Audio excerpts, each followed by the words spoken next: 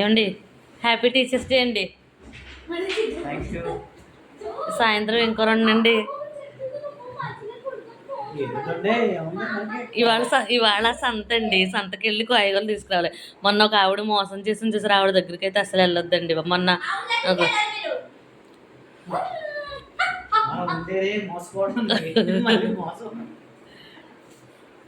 బబ్బీ అంటుందండి, నేనంటే కూరలు వండట్లేదంటండి. సాయంత్రం పొద్దున కూర వేసే పెట్టేస్తున్నాను అంది.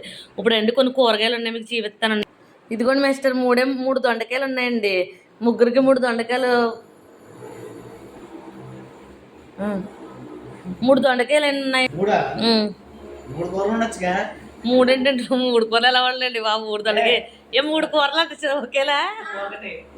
అయ్యో, రెండోది